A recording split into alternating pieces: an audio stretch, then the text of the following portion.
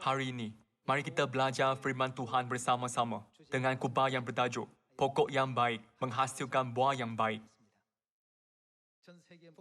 Mari kita lihat kandungan, bagaimana, di mana, dan jenis fikiran apa bahawa kerja Injil akan dipenuhi di seluruh dunia melalui ajaran Alkitab.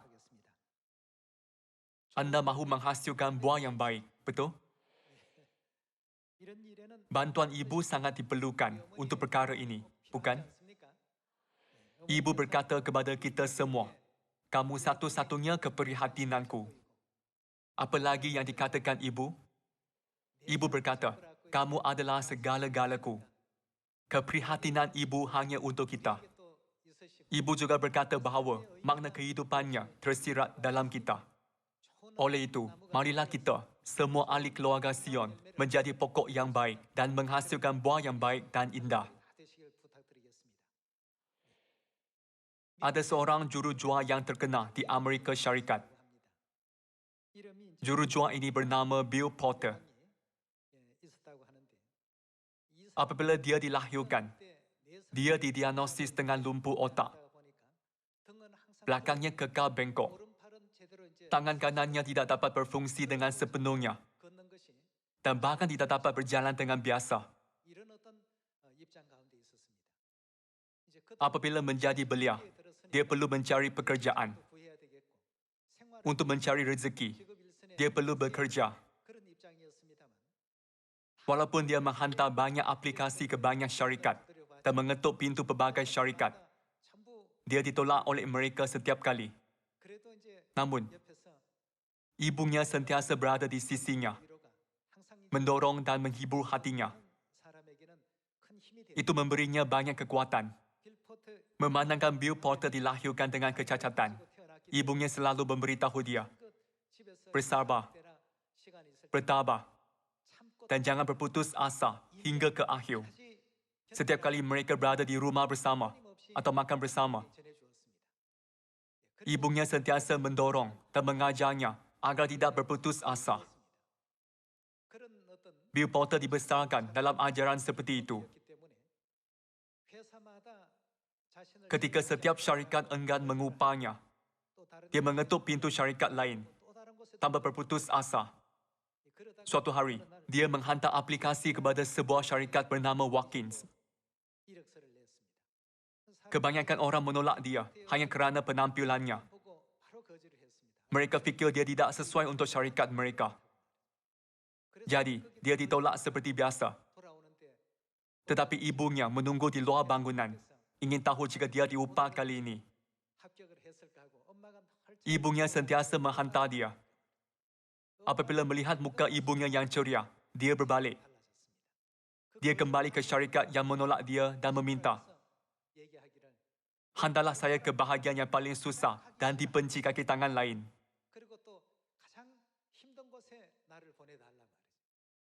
Dia teruskan, "Mengapa tidak menghantar saya ke tempat yang orang lain tidak mahu pergi?" Mereka terkagum dengan sikapnya dan mengupah dia sebagai jurujual serta-merta. Sejak itu, Bill Porter berusaha keras untuk menjual produk-produk Watkins. Namun, setiap kali dia mengetuk pintu orang, mereka segera menolaknya hanya kerana penampilannya. Dia ditolak berkali-kali dan diberitahu, "Saya tidak memerlukan produk kamu, pergilah." Namun, dia berterusan pulang ke tempat yang sama kerana ibunya selalu mengajar dia, "Bersabar, bertabah, dan jangan berputus asa." Sejak kecil, ajaran ini tetap dalam hatinya. Itulah sebabnya dia bergerak ke pintu seterusnya walaupun selepas kerap ditolak. Walaupun Bill Porter ditolak banyak kali, dia selalu dapat mendorong dirinya kerana dia menyimpan ajaran ibunya dalam hati. Ibunya membungkus makan tengah hari untuk dia setiap hari. Selain sandwich, ibunya mengambil jam strawberry dan selalu menulis kesabaran di atasnya. Setiap kali dia duduk di tepi jalan untuk makan tengah harinya, di atas sandwichnya tertulis perkataan kesabaran. Mesej ibunya selalu mendorong dia. Jadi walaupun ditolak oleh banyak orang, dia tetap sabar dan terus-menerus mencari sebuah rumah yang akan mengingini produk yang dijualnya. Dia cuba untuk menjual produk itu berulang kali untuk masa yang sangat lama. Setiap hari, ibunya datang dan jemput dia semasa habis kerja. Suatu hari, dia menunggu ibunya, tetapi tidak muncul. Jadi, dia terpaksa menaiki taksi untuk pulang. Apabila tiba di rumah, kereta ibunya tidak dijumpai. Semua lampu di rumah tutup. Berasa hairan. Dia buka lampu dan mencari seluruh rumah, memanggil ibunya. Namun, tidak dapat menjumpai ibunya di mana-mana. Tidak lama kemudian, sebuah kereta polis datang dengan siren terbuka. Kemudian, 2 orang polis bantu ibunya keluar dari kereta. Polis itu memberitahu dia bahawa ibunya tidak dapat mencari jalan pulang. Dia juga lupa nombor telefon anaknya. Dia menghidapi demensia, sesuatu yang biasa berlaku. Bill Porter sangat terkejut mendengar itu. Dari saat itu, dia berazam teguh untuk menjadi matang, berdikari, dan menjaga ibunya yang sakit. Sehingga waktu itu, setiap kali dia pergi bekerja, ibunya selalu mengikat tali leher untuknya, memuji dia dengan thumbs up, berkata, "Kamu yang terbaik di dunia ini," dan memberikan senyuman mesra. Sejak kecil, ibunya selalu memberitahu dia, bersabar, bertabah, dan jangan berputus asa. Namun, dia tidak dapat dengar itu daripada ibunya lagi. Jadi dia kuatkan dirinya mulai hari itu. Walaupun dia tidak dapat menggunakan tangan kanannya dengan betul, dan tidak dapat berjalan seperti orang lain kerana belakangnya, tetapi dia bekerja lebih keras untuk menjual produk. Melihat keikhlasannya, banyak orang mula membuka hati mereka. Suatu hari, dia pergi ke sebuah rumah dan bertanya, "Produk-produk ini bagus. Adakah anda ingin membelinya?" Kemudian, dia dengar balasan yang tidak pernah didengarnya. Penduduk itu berkata, "Bawalah semua itu ke dalam. Itu pesanan pertama yang dia terima dalam kehidupannya. Saya juga mahu peluntur besar." Dia tidak dapat percaya apa yang didengarnya. Tidak pasti jika itu nyata atau bermimpi. Kasih ibunya yang selalu menulis perkataan kesabaran dengan jam strawberry atas sandwich membimbing Bill Porter ke hari ini yang diharapkannya. Semakin keikhlasannya diketahui melalui penyebaran mulut ke mulut, semakin banyak orang memesan dengan dia, dan prestasi jualannya meningkat setiap tahun.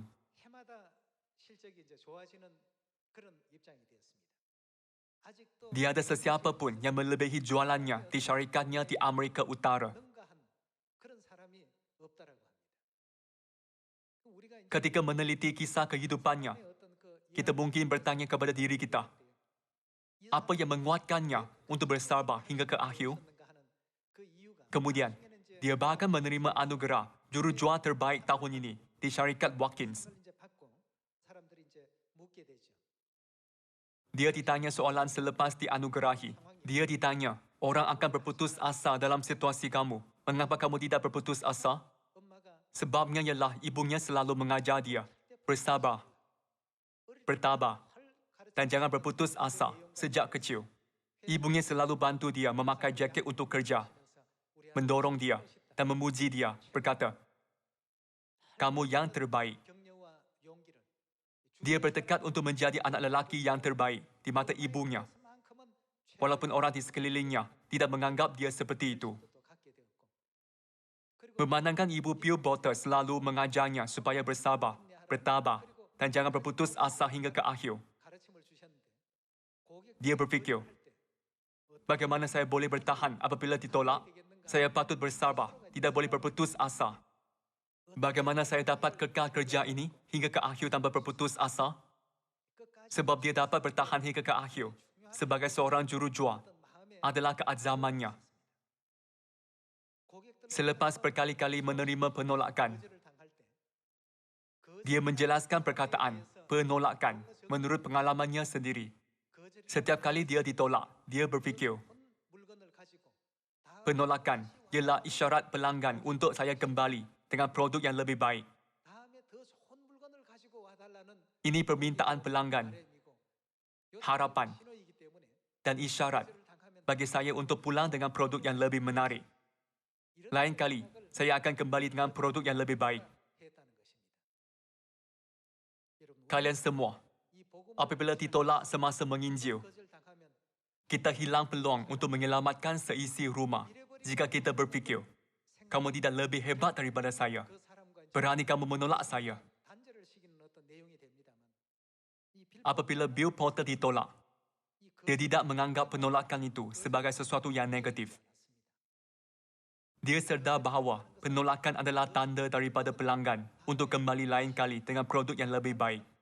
Memandangkan dia menyedari ini, dia tidak kecewa walaupun ditolak. Dia berfikir, mungkin saya ditolak kerana tidak menjelaskan kebaikan produk ini. Saya akan kembali dengan penjelasan yang lebih baik lain kali. Kalian semua, apa kata kita menginjil dengan pemikiran seperti Bill Porter? Setiap kali dia diminta untuk memberikan ucapan di seluruh Amerika Utara, kesimpulan ucapannya selalu berkata, kalian semua lebih baik daripada saya. Anda ada dua tangan yang berfungsi lengkap. Anda ada postur yang baik tanpa belakang yang bengkok. Anda dapat berjalan secara semula jadi. Apa yang saya dapat lakukan, saya janji, anda dapat melakukannya dengan lebih baik. Seseorang seperti saya dapat melakukannya. Jadi, mengapa kalian semua dalam keadaan yang sihat, tanpa kecacatan fizikal, tidak dapat melakukannya? Kamu boleh. Memandangkan ucapannya begitu menggalakkan, dia dijemput ke banyak organisasi sebagai penceramah motivasi.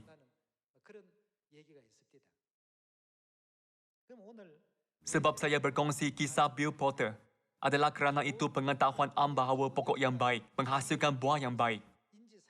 Marilah menginjil kepada semua orang.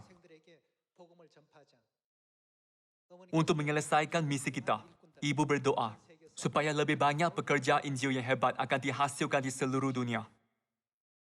Melainkan kita, diri sendiri, menjadi pokok yang baik, kita tidak akan berbuah indah. Apabila kita menjadi pokok yang baik, buah apa yang anda fikir akan kita hasilkan? Buah yang baik dan indah akan dihasilkan, betul? Jadi, kita mesti menjadi pokok yang baik. Mengapa saya tidak dapat melakukan ini dalam persekitaran atau keadaan yang sama susah dengan orang lain? Setiap kali saya cuba menjual produk, banyak orang menolak saya. Mengapa saya selalu ditolak? Saya rasa saya tidak dapat melakukannya. Sekiranya Bill Porter berputus asa, berasa kecewa dengan fikiran negatif ini, dia tidak akan menjadi Bill Porter yang kita tahu sekarang. Semakin ditolak, semakin dia diingatkan, bersabar, bertabah dan jangan berputus asa. Memandangkan ibunya tahu bahawa kehidupannya akan susah kerana keadaannya, ibunya mengajar dia supaya berfikiran positif sejak kecil. Ibunya tahu bahawa masyarakat tidak akan memberikan sistem sokongan untuk dia hidup dengan selesa. Oleh itu, dia menanam pemikiran dalam dia untuk bersabar, bertabah dan jangan berputus asa. Itulah sebabnya ibunya memberi dia ajaran yang penting untuk kehidupannya, iaitu bersabar, bertabah dan jangan berputus asa. Semasa mendengar kisah hidupnya, saya sangat terharu. Apabila Bill Porter masuk kerja, ibunya bantu dia memakai tali leher dan sut. Walaupun penampilan luarannya bukanlah yang terbaik, ibunya selalu mendorong dia dan berkata, kamu yang terbaik. Dia tersenyum lebar sambil makan tengah hari kerana ibunya selalu menulis kesabaran dengan jam strawberry di atas sandwichnya. Perkataan yang selalu ditekankan oleh ibunya adalah peringatan di atas sandwichnya. Dia selalu didorong merasai kasih ibunya yang mendalam. Saya juga dapat merasakan betapa banyak kasih ibunya terpahat padanya, sehingga dia menyadari bahawa penolakan orang lain bukan sesuatu yang negatif, tetapi peluang untuk pulang ke rumah mereka dengan produk yang lebih baik lain kali. Memandangkan dia memiliki semangat iman yang tidak berputus asa, dia menerima gelaran jurujuang hebat di Amerika Utara, walaupun dengan keadaan fisikalnya yang tidak baik. Oleh itu, Tuhan mengajar kita melalui Alkitab bahawa kita hidup pada zaman yang memerlukan paling banyak kesabaran. Mari kita lihat buku Yakobus bab 5. Dalam ayat 11 tertulis, "Sesungguhnya kami menyebut mereka berbahagia, iaitu mereka yang telah bertekun. Orang yang bertekun akan diberkati." Kita perlu menantikan kerajaan syurga dengan kesabaran, sehingga kita memasuki kerajaan syurga. Persekitaran kita akan sentiasa berubah. Syaitan menghindari kita dengan menggunakan ribuan cara untuk menggoyahkan asas iman kita, sehingga melemahkan kita secara rohani. Di sini tertulis, "Sesungguhnya kami menyebut mereka berbahagia, iaitu mereka yang telah bertekun." Kamu telah mendengar tentang ketekunan Ayub, dan kamu telah tahu apa yang pada akhirnya disediakan Tuhan baginya, kerana Tuhan Maha Penyayang dan penuh belas kasihan. Ayub menjalani situasi yang menyakitkan dan sukar untuk bertahan. Syaitan mengambil kekayaannya, membunuh keluarganya, dan menimpa dia dengan pelbagai jenis penyakit. Walaupun syaitan mengakibatkan banyak tragedi, Ayub kekal bersyukur dan memuliakan Tuhan. Kesabarannya tertulis di dalam buku Yakobus bab 5. Berbahagialah orang yang bersabar.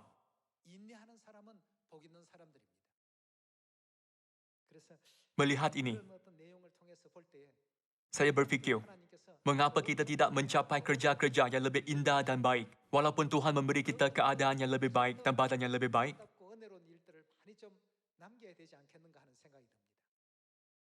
Mari kita lihat buku Wahyu bab 3 ayat 10.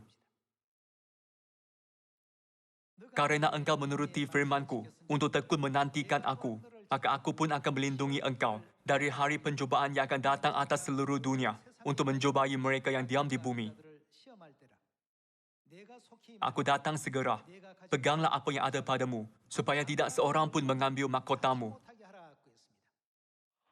Tuhan berkata, "Peganglah apa yang ada padamu, supaya tidak seorang pun mengambil mahkotamu." Oleh itu, janganlah seperti Esau, tidak tahu nilai mahkota, tidak percaya kewujudannya, bahkan tidak berpegang padanya, berfikir, "Jika ada yang ingin mengambilnya, ambillah." Bukankah kerajaan syurga semakin dekat? Bukankah ini sebabnya Tuhan mengajar kita melalui Alkitab, "Hendaklah engkau setia sampai mati, dan Aku akan mengurniakan kepadamu mahkota kehidupan"? Kalian semua, kita mesti memikirkan betapa berharganya jalan yang kita lalui sekarang, dan berapa banyak usaha yang harus kita tempuh. Marilah kita mengambil bahagian dalam kerja Injil yang dipimpin oleh Tuhan. Semasa melakukan penginjilan, marilah kita menjadi lebih berminat dan bersemangat daripada orang lain, bergantung pada kuasa Tuhan untuk menyelesaikan misi. Mari kita buka buku Matius bab 7 dan lihat bersama-sama. Kita juga dapat menjadi pokok yang baik dan menghasilkan banyak buah yang baik. Namun, kita tidak berbuah kerana tidak sabar. Tidak mengikat ajaran Tuhan pada dahi kita. Tidak mengikatnya sebagai tanda pada tangan kita. Namun, jika kita mengabdikan diri untuk hidup menurut firman Tuhan seperti yang diberikan, Tuhan pasti akan mengizinkan kejayaan yang lebih besar dalam penginjilan. Mari kita lihat buku Matius bab 7.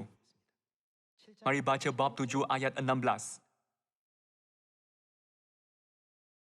"Jadi dari buahnya lah kamu akan mengenal mereka. Dapatkah orang memetik buah anggur dari semak duri atau buah ara dari rumput duri? Demikianlah setiap pohon yang baik menghasilkan buah yang baik, sedang pohon yang tidak baik menghasilkan buah yang tidak baik. Tidak mungkin pohon yang baik itu menghasilkan buah yang tidak baik. Ataupun pohon yang tidak baik itu menghasilkan buah yang baik.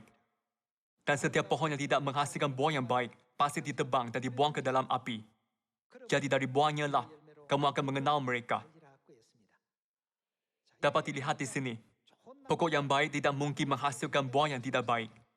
Jadi, bukankah kita patut mematuhinya dan menjadi pokok yang baik?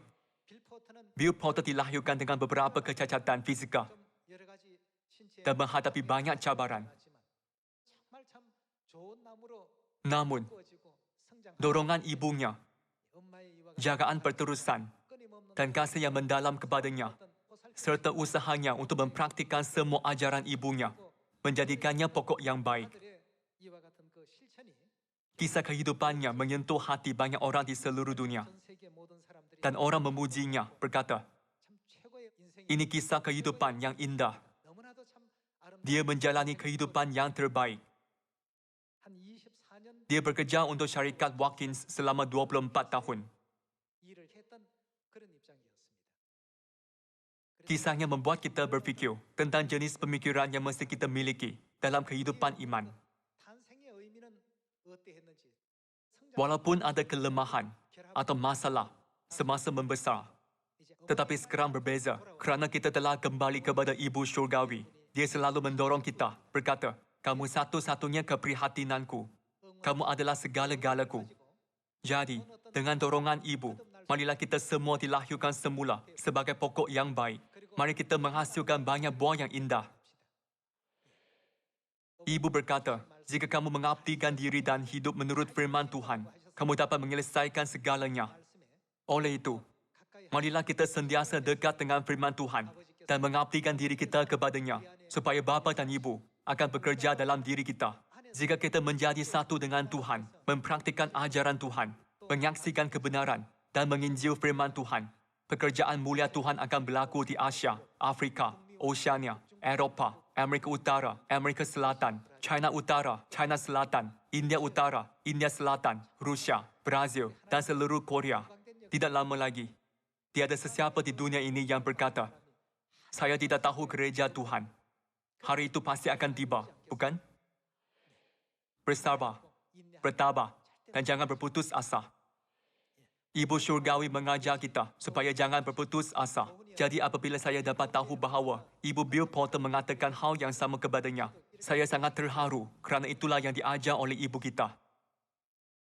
Jadi, hari ini, saya ingin meminta kalian supaya jadikan tahun ini lebih bermakna dengan menghasilkan buah yang baik untuk bapa dan ibu sebagai pokok yang baik. Mari kita lihat satu ajaran lagi di dalam buku Yohanes bab 15. Mari kita lihat ajaran Tuhan dalam bab 15 ayat 1. Akulah pokok anggur yang benar dan Bapakulah pengusahanya. Setiap ranting padaku yang tidak berbuah dipotongnya. Dan setiap ranting yang berbuah dibersihkannya supaya ia lebih banyak berbuah. Kamu memang sudah bersih kerana firman yang telah kukatakan kepadamu.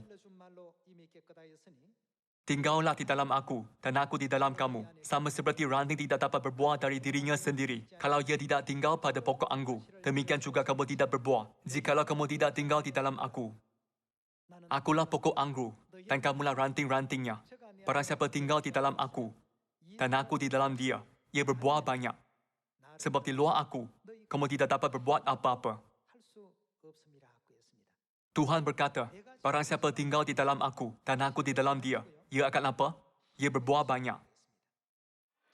Sekiranya kita tetap tamak, terikat oleh dunia ini, dan kehilangan hati untuk perkara sekular dunia ini, kita tiada masa untuk memikirkan perkara syurgawi yang sangat berharga dan bernilai.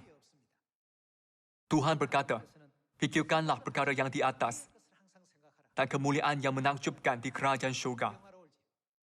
Kita mesti berfikir bagaimana kita dapat melayani Tuhan, menikmati kemuliaan dan hormat selama-lamanya. Sekali lagi, kita mesti ingat bahawa kewibawaan dan kuasa di syurga tidak dapat dibandingkan dengan apa yang ada di bumi ini. Sekiranya kita membiarkan firman Tuhan bekerja di dalam kita dan hidup sesuai dengannya, mempraktikkan semua ajarannya, segalanya akan terlaksana.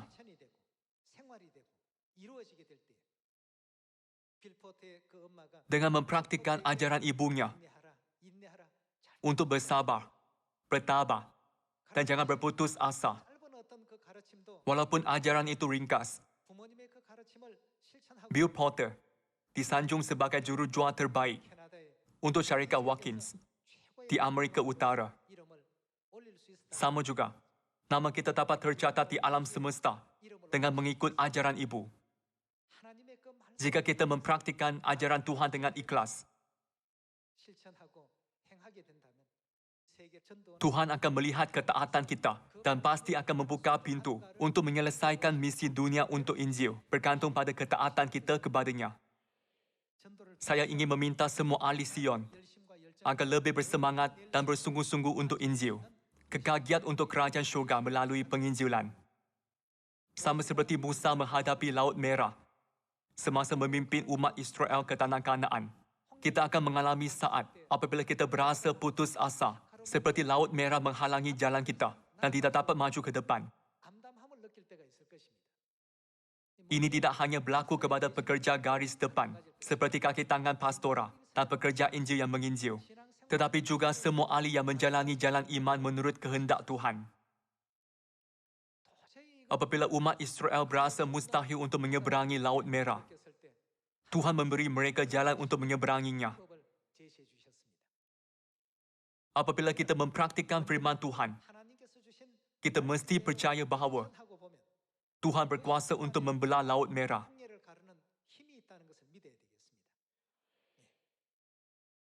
Oleh sebab ajaran ibunya untuk bersabar, bertabah, dan jangan berputus asa, Bill Porter dapat mengetuk pintu setiap orang, biarpun kecacatan fizikalnya, berkata, "Nama saya Bill Porter dari syarikat Watkins. Kami ada produk baru. Adakah anda ingin mencubanya?" Walaupun dia selalu ditolak, dia membuat definisi penolakan. Berfikir, penolakan bermaksud untuk kembali dengan produk yang lebih baik lain kali. Walaupun orang menolak ketika kita menginjil, berkata, "Saya tidak mahu mendengar, saya ada agama lain." Mari kita mengubah fikiran dan berfikir. Mungkin mereka tidak suka cara saya memandang mereka, atau cara saya menyampaikan kebenaran kali ini. Mereka sedang memberitahu saya bahawa mereka berniat untuk mendengar apabila saya kembali dengan penyampaian yang lebih baik.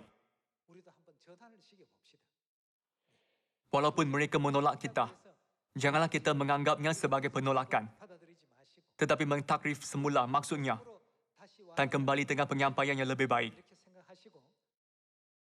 Semua ahli Sion, dengan Injil yang diamanahkan oleh Bapa dan Ibu kepada kita, sila menginjil dengan lebih bersemangat dan bersungguh-sungguh di Samaria dan sampai ke hujung bumi tanpa berputus asa hingga ke akhir. Dengan ini saya ingin tamatkan khutbah hari ini. Sekian, terima kasih.